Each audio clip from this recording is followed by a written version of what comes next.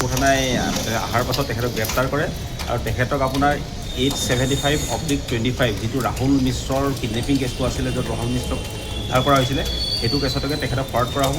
আৰু বিকাশ অসমৰ ওপৰত আৰু এখন এজাহাৰ পৰিছে, সেইটো হৈছে এজাহাৰখন দিছে জিতেন্দ্ৰ চালৈ, বিকি ৰয় আৰু মিথুন কোঁৱৰে। হেৰি তেওঁলোকৰ কথাটো হৈছে কি, দেৱালীৰ সময়ত তেওঁলোকে মানে ফটকা ফুটাবৰ কাৰণে বাধা দিছিলে আৰু সেই বাধা নিদিওঁ বুলি কৈ সেই মানে জিতেন্দ্ৰ চালৈৰ হাতৰ পৰা পইচা ডিমাণ্ড কৰিছিলে। সেই পইচা ডিমাণ্ড কৰি 1.5 লাখ টকা তেওঁলোকে ৰিচিভ কৰিছিলে। সেই কেছটো কিমান ডিমাণ্ড কৰিছিল? 5 লাখ। তেওঁলোকে 4 লাখ নে 5 লাখ টকা ডিমাণ্ড কৰিছিলে, তাৰে 1.5 লাখ টকা তেওঁলোকে ৰিচিভ কৰিছিলে।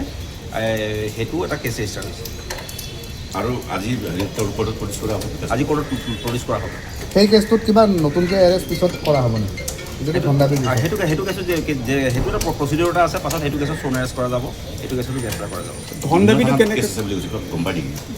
এতিয়া আমাৰ কথাটো হৈছে কি, মই বেলেগ থানাৰ কথাটোৰ বিষয়ে হেৰি নহয়, অৱগত নহয়। মই ইষ্ট পুলিচ ডিষ্ট্ৰিক্টত যিখিনি কেছ থানা আছে, তাৰ ভিতৰত আমাৰ ইয়াতেই এই কেছ দুটাতে ৰেজিষ্টাৰ হৈছে। এই কেছ দুটাতে তাক এৰেষ্ট কৰা যাব।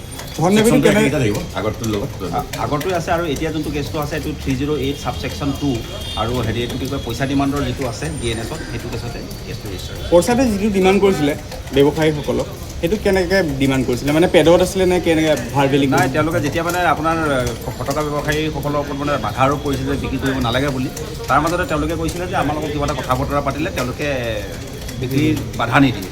তাৰপাছত তেওঁলোকে এখন হোটেলত তেওঁলোকক মাতি লৈ গৈছিলে, তাতে অলপ দাবী ধমকি দিলে, দাবী ধমকি দি কিনে পইচা দিব লাগিব বুলি ক'লে। আৰু তেওঁলোকেও মানে ব্যৱসায়ৰ স্বাৰ্থত যাতে ছিজনটো বেয়া হৈ নাযায়, তেওঁলোকে 1.5 লাখ টকা তেওঁলোকক পে'মেণ্ট কৰি দিছে আৰু তেওঁলোকে ৰিচিভ কৰিছে। ৰাহুল মিশ্ৰৰ কিডনেপিং কেছটোত প্ৰত্যক্ষ জড়িত হয়, মানে কি তেওঁলোকৰ গ্ৰুপটোৱে জড়িত আছে আৰু তাৰো গাড়ীখনৰ পৰাতো আৰু বিকাশ অসমে চহী কৰা পেডো ওলাইছে, ডিমাণ্ড নোটো ওলাইছে। গতিকে সেইখিনিৰ ওপৰত ভিত্তি কৰি তেওঁলোকক এৰেষ্ট কৰা হৈছে, তেওঁলোকক সোধপোছ কৰা যাব। বিকাশ অসমৰ গাড়ী এখন পাইছে নেকি কিবা?